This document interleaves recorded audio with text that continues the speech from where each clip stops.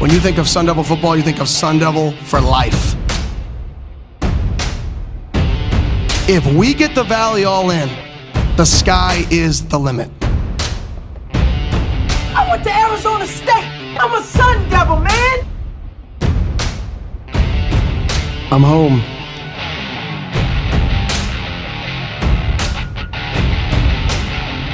Hello, Sun Devil fans. Brad Denny with 3TV, CBS 5, and the Speak of the Devils podcast here. And welcome back to another episode of the Speak of the Devils Sit-Down series, where I bring you in-depth, one-on-one conversations with key players, coaches, and other figures within Sun Devil athletics.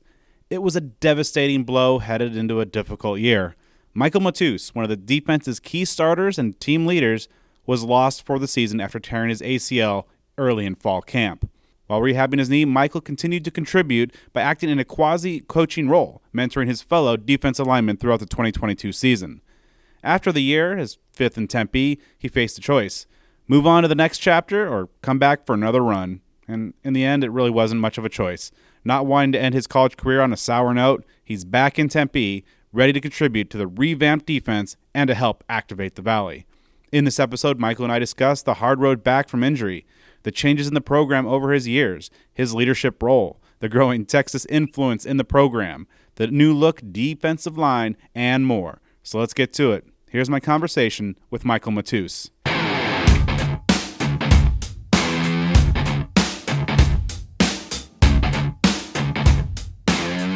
All right, so obviously let's start off with the big, most important question. About a year out from the injury, how are you feeling? How's the knee coming along? Yeah, I'm feeling good. I mean, let's see. We're about 11 months out. So, I mean, I'll say this, the docs at the Mayo Clinic and stuff, I couldn't be happy. They've done a great job with me. And then all the medical and training staff we have at ASU, I mean, they've done everything in their power to get me back in stronger and healthy. And I would say I feel like I haven't skipped a beat. You know, obviously coming off such a traumatic injury like that, disappointing situation there. But you had 5 years at ASU. You have a degree in hand. So what were some of the factors that kind of led you to say, hey, I'm coming back. Year 6, going to come off this injury and give it another run as a Sun Devil. Yeah.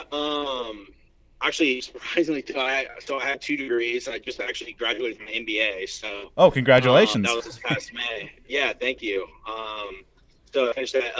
Honestly, the biggest thing was one, having an extra year is great. So, but I just felt like if I went out with the injury and that was the end of my college career, I would I feel like there'd always be a chip on my shoulder, right? I didn't want to look back in 5 or 10 years and be like, dang, I wish I would have stayed, or I wish I would have gave it one more shot. Or I'd like to go out on my own terms. And I think that was the biggest determining factor. I didn't want an injury to hold me back from what we still would like to have accomplished. Everything from 2021 season and on. To this day, I'll still say that we are chasing the Rose Bowl, and I'm not going to let an injury stop me from that. And so I think that was just feeling like I still had something left to prove at ASU was the biggest factor of me coming back. And then, of course, you come back, and it's a new coaching staff, new culture in place. In the last few years, what has jumped out to you as kind of the biggest differences, from last year's culture to the first 6-7 months under Dilly? Yeah, I definitely want to start out by saying I have nothing but great things to say about the staff, regardless of how anybody feels.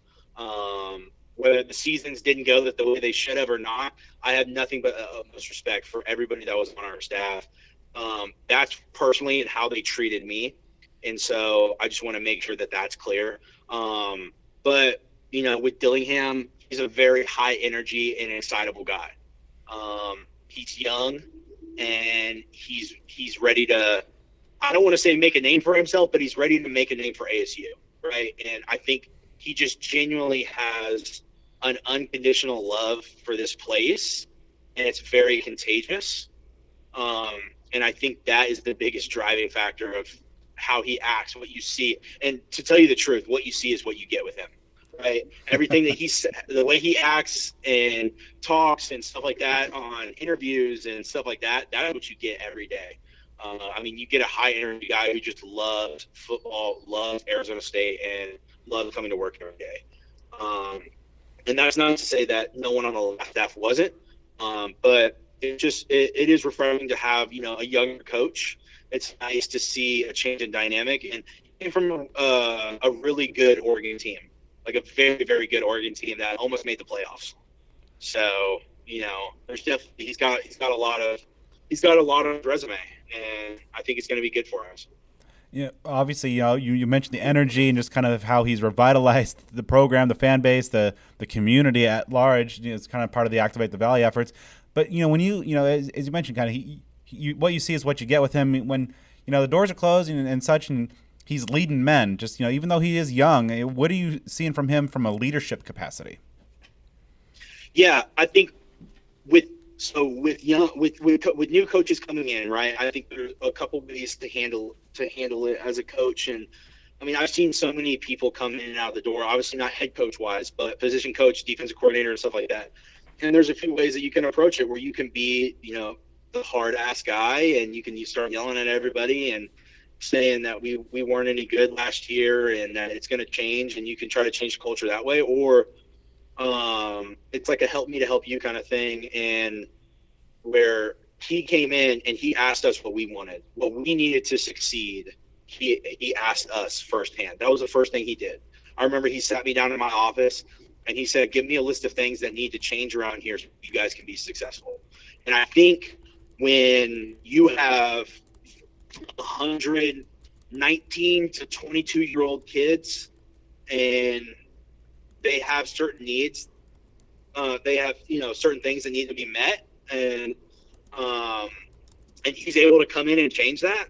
And I think you earn a lot of respect that way, right? Because there's and it can be the smallest of things, right? It can be smoothies in a smoothie bar, right? It doesn't have to be NIL. It doesn't have to be millions of dollars, but there's just certain things that we wanted as a team, whether it's better food or whatever, right? And there's just certain things that he was able to give us. And as a team, when he's able to come in and do that so quickly, he earns a lot of respect, and people listen because that he's out here chasing success. He wants us to be better, and he wants to know how to make us better, or he wants us to know how we can make the team better, right? And I think that spoke volumes.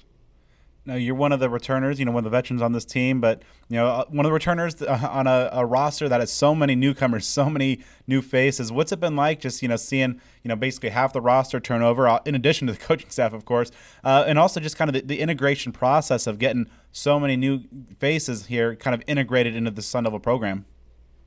Yeah, I feel like I'm a freshman. I don't want to say I don't know anybody, but I walk into the locker room and I kind of forget half the people's names because there's so many people. It's funny because we were doing conditioning the other day, and we were doing a drill that I'd done for the past 5 years, right? Coach Joe brings us up. He brings up all the older guys. He's like, listen, we got a roster of 120 kids. Only 30 of you guys have done this exercise before. And I'm just sitting here thinking like, dang, I've been doing this for 5 years, and you're telling me not even maybe a quarter of the team does 1/4 of the team knows how to do the exercise. So that was like what set it in my head. I was like, dang, we got a lot of new people here. But I'll say this, they've adjusted phenomenally. They're starting to learn the ropes.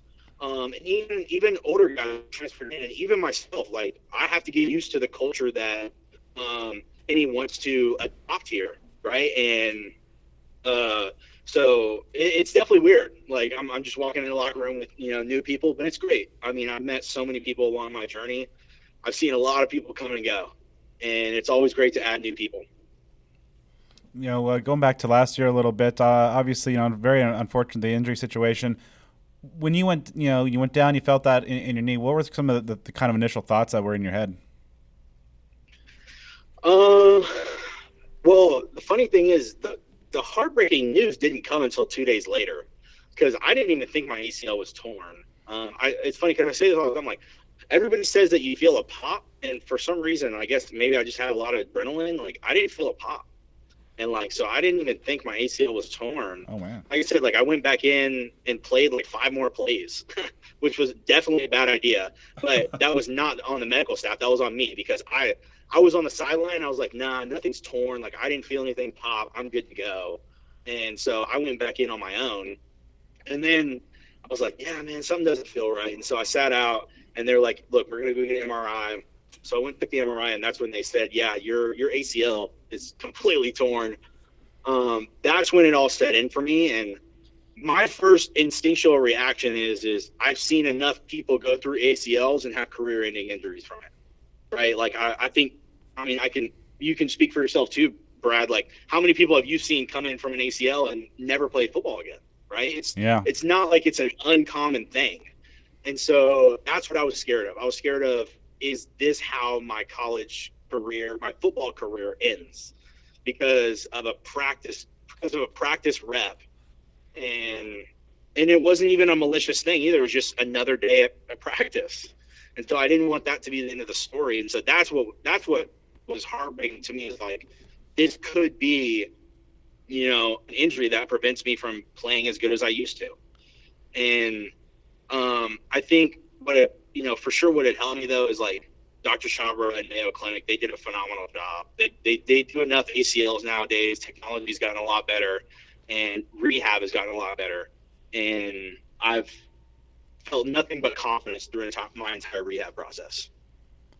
Yeah, obviously, the physical aspects and the rehab is one thing, but one of the things, and talking to guys over the years who coming back from like season-ending injuries, major injuries, is just kind of the unexpected like mental hurdles and the mental rehab of just being out of the lineup and everything. And some players say that it feels incredibly isolating to just kind of not be able to be in the mix as you guys are used to. What was that like for you? Just kind of like the mental part of coming off of the injury and coming back from it.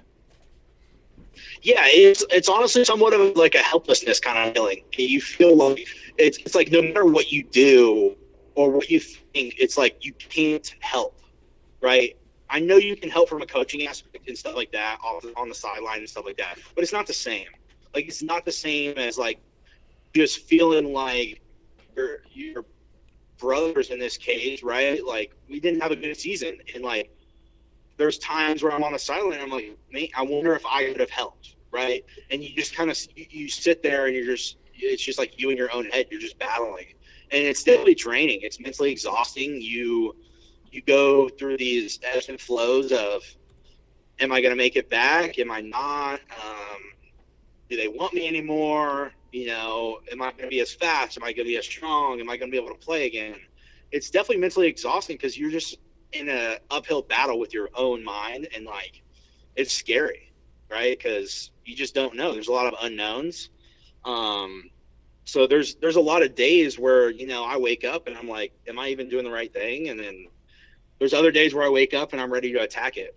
So you go through a battle. I'm not going to say it's easy. What honestly helped me throughout the entire process was the fact that it happened at the beginning of season, because I was able to put my mind and my emotions and my time into helping the guys out.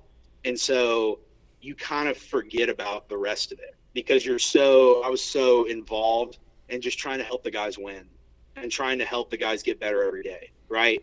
And so you kind of lose yourself in that, and you just kind of put your focus into something else, and it's a good distraction, I guess.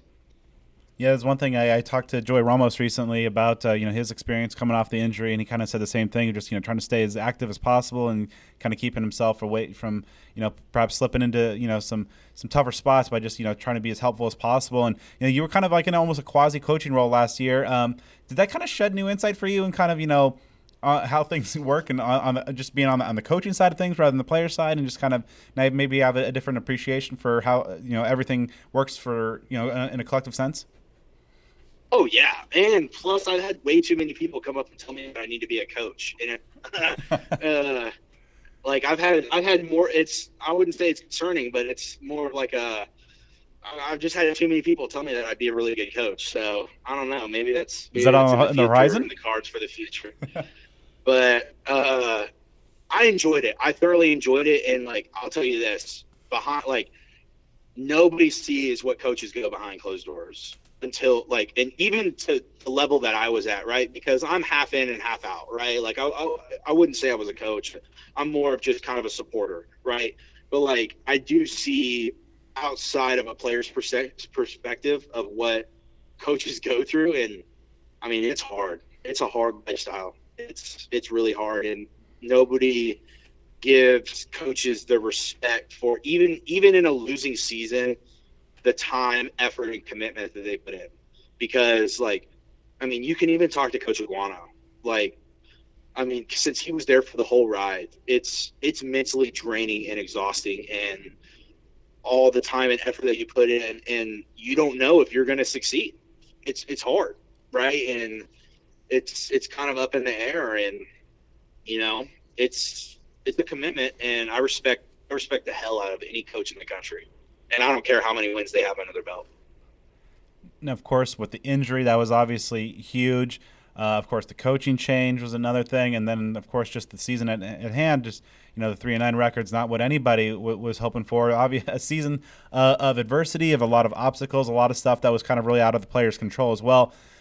Overall, though, having those experiences, how do you feel those what lessons you've took from them, and how they've perhaps prepared you and got you ready for potential things to come? Yeah, I mean, it definitely showed me that college football is a business. I mean, through and through, it's a business. And it's funny because I tell some of the new guys too. I was talking with them, and I've had 2 head coaches, I've had 6 defensive coordinators almost, and I've had about 4 or 5 D-line coaches. So I want you to just put that into perspective of I've seen a lot of people come and go. And I think last year, out of my entire recruiting class, we had two guys on the team that were from my original recruiting class of like 30. So there's been a lot of people in and out of the building. You just got to learn to adapt. I mean, you gotta be able to withstand the test of time, and the quicker you can adapt and overcome, the better your chances are to getting back on the field and playing, and then obviously chasing that same dream of going and playing on Sundays. Just because, I mean, and even in the league, it happens in the league all the time. People get fired, people get rehired, new coaches come in, new players come in. You got to be ready to adapt and give yourself the best opportunity to succeed. Now, obviously, you're coming in, and there's a new defensive coordinator. Overall, just what are your kind of big picture impressions before perhaps we look at the line specifically? Just overall big picture impressions of this new defensive scheme under Brian Ward. Yeah, I'm juiced up about it. I mean, I really am. I love the energy and enthusiasm and aggressiveness that Coach Ward comes in with, and I mean, his defense is phenomenal. I mean, you guys remember the score when we went and played Washington State. They blew us out of the water. It was like we couldn't do anything on offense. Their guys were fast, they're physical, they're smart as hell, and they know how to play team defense. And there's nobody else better that I like to have on my side than somebody who can coach that up, right? And he can inspire people to do their 1/11th, to do their job, to do it right, to do it fast, and to do it efficiently. And I think Coach Ward bringing that energy to ASU is unmatched by far. Yeah, and like the aggressiveness is something that really has jumped out in the players I've talked to about, from last year to this year, there's all kind of juiced up about, being the ones that are going to be attacking the offense now, specifically looking at the D-line, what do you see your role at? I mean, from that end spot, I mean, the responsibilities there within that 4-2-5 scheme. Yeah. I mean, here's the thing, like even in the past, like when we ran under Antonio Pierce, right? AP was definitely more aggressive than we were last year. But like even within that end spot, right? Like I find my skill set is always going to be best in the run, right? Stopping the run.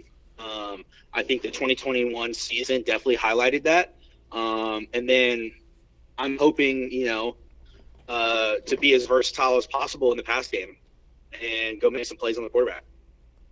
there were some edge players out there that really kind of caught my eye, and of course, you were still coming back from the injury, so I didn't really get out there in spring. But who were some of the edges there? I mean, BJ Green looked like a absolute menace, out there during spring ball. Clayton Smith, Prince Dorba as well. A lot of guys. Who are some of the edges that caught your eye? Oh, well, BJ's a dog. I mean, here's the thing: BJ's always been like that, and you guys are just seeing it now, and I've gotten to see it every day for the past 2 years. I mean, the kid is an animal, and he has a natural instinct for the ball, and he's just got a motor that can't be stopped. And I think that's going to be absolutely phenomenal for us on a D-line perspective. And you can toss him anywhere. He played 3-tech last year. He's played nose before. He's played in. I mean, you could put him anywhere on the line, and he's gonna hurt somebody, right? And I think that's somebody good to have, or he's going to be around the ball. And you pair that up with 2 transfer kids who can come in like Clayton and Prince, and that are fast, they're physical, and they can pass rush like nobody else. I mean, it's pretty unstoppable. And I think Clayton and Prince's, to their sake, I think they've done a phenomenal job of coming in and adapting to a new scheme and a new coach. And they both came from huge Power 5 programs, and I think they've come in here and they've given everybody new tools that they can use. And here's the thing, right? I think as you get older, and especially in football, if you feel like you're the smartest person in the room, you're wrong, because you can learn from everybody, right? There's always something that someone can give you that can help you perfect your game, right? And my hope, and what I've been trying to coach with some of the younger guys and even the transfer guys, is like, you can teach me just as much as I can teach you. There's not a low man on the totem pole in this room, right? Because the moment you start thinking that you're okay and you're content, that's when that's when stuff starts to slip. That's when you start to lose, and you don't have that same focus. You don't have that same hunger, right? And, realistically, the person on the top of the hill is never as hungry as the one climbing up it, right? And so I think that having new guys like them that come from very prestigious programs, they're gonna be a problem for somebody, right? And that's good to have. And I think it's just going to add to the value of our D-line. Now, Coach Dillingham has really kind of made Arizona a priority and kind of activating the Valley, but they've also been establishing that Texas to Tempe pipeline, and of course, you're a Texas guy yourself. What's it like seeing kind of the huge influx of the Texas influence getting going? Yeah, I love it. I mean, there's nothing. Let me tell you this: there's nothing in this country like college high school or Texas high school football. Like, I promise you that. There's nothing at all anywhere. It's unmatched. You have kids that are coming in that have played in state championship games with 50,000 people in the stands. I mean, that's just something that's unheard of anywhere else in the country. And so you have guys that can come in playing Texas, hard-nosed Texas high school football. They can come in and they can compete on a college level. And that's just how it's always been. And when I first got here, there were a lot of Texas kids, and they, I think, Herm's staff and stuff, they recruited out of Texas, but not as much as Kenny is now. And I think Kenny's done a great job. And I think there's a lot of valuable talent to come to Texas.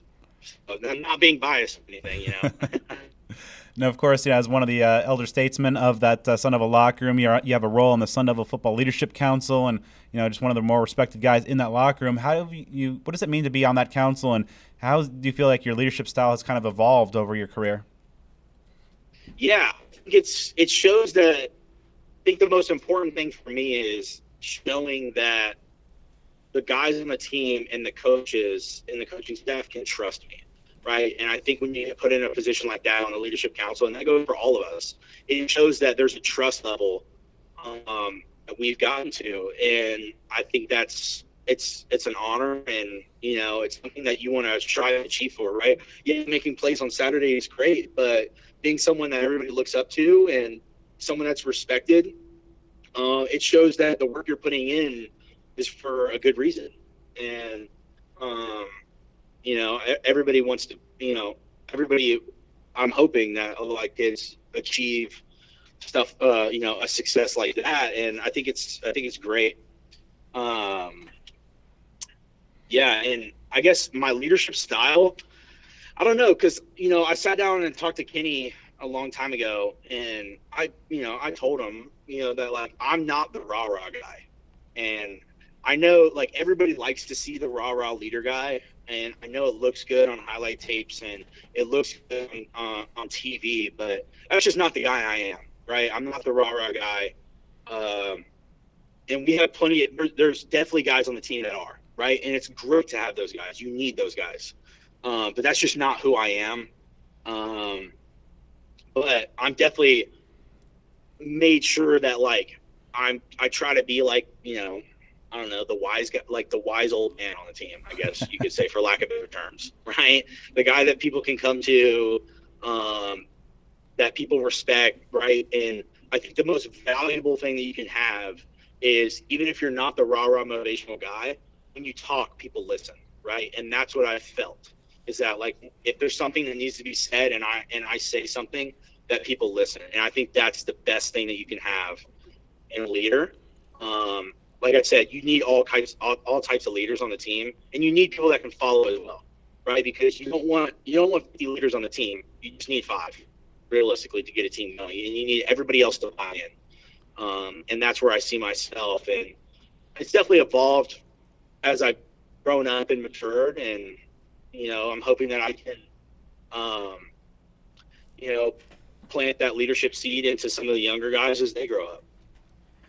What would 2023 Michael Matus, what kind of advice would he give 2018 Michael Matus? Oh, gosh.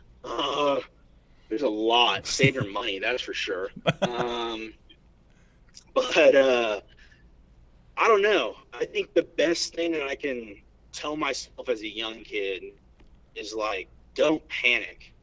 Like, I think a lot of the times when I was younger, I would panic if stuff didn't go right or stuff didn't go my way or I didn't have that perfect practice, right? I think the best thing that you can – one of the best things that I was just told, actually this recently from Kyle Tully, right, who's at the Cardinals right now, the best thing he told me was, you can make a mistake once, it's fine, just don't make the same mistake twice, right? And I think I tried to, when I was a lot younger, if I was striving for perfection too much, that it created a lot of anxiety. And I think young kids get a lot of anxiety when it comes to messing up. Like, it's okay to mess up, right? The best success or the best growth and learning opportunities happen when you fail. And so I think that's probably what I tell myself. And don't panic. If stuff doesn't go right, it's okay. There's always another, like, you have another play. And you can always try to make it right. But whatever you do, just do it fast. Like, play fast. Because I think people lose that. And then, honestly, most importantly, like, have fun. Enjoy it. Like, I promise you, it's been 5 or 6 years. I've blinked, and it's gone by like that. And, like, enjoy it. Like, truly, truly enjoy it. Because I think the anxiety comes from thinking about the future too much, and the sadness comes from thinking about the past, right? And so if you're thinking about the present right now, you're usually at peace. And honestly, I think you enjoy it. I get to go to 5 or 6 different states in this country. I get to play in front of people I've never played in front of. I get to meet people I've never met, and I get to experience things that probably 1% of the country experiences. And I've gotten to do that for 5 consecutive years. Like, who else can say that? So enjoy it, have fun, and soak it in, honestly. So obviously, you're heading into year 6 here. What are you wanting out of this 2023 season? What are the hopes, the dreams, the goals, the aspirations that you have for this upcoming this season? Wow, that's a loaded one, because everybody wants to say wins, right? Like, right. I'd love to have a winning season, most ideally. And I think, that's more of the shallow answer. It goes without saying, of course. Right. I think ideally 2023, I want to be able to, oh gosh. Let's see. I mean, I already chased, that's a loaded one. I don't really, I think best case scenario in my personal life, or like my personal play, is give myself an opportunity to play at the next level. That would be the most ideal, right? In terms of on the field, but I think off the field, I definitely have some room to grow as a leader. I think that, especially being in my scenario where I'm the oldest guy in the locker room and I've been around a long time, I got to really step in and own that leadership role. And I'm ready for it because, I didn't get the opportunity last year, and I think I want to be able to seize the most of this opportunity now of being on the leadership council and being a leader and being someone that, other people look up to. I'd like to thank Michael for taking the time to talk with me for this episode. I'd also like to thank Jeremy Hawks of ASU Media Relations. Make sure you are subscribed to Speak of the Devils on the podcast platform of your choice for more episodes featuring guests such as Jalen Conyers, Trenton Bourget, Brian Ward, Jordan Clark, Javen Jacobs, Joey Ramos, Clayton Smith, Brian Carrington, Rashad Samples, Ray Anderson, and many more. And also be sure to follow me on Twitter and Instagram at bdenny29.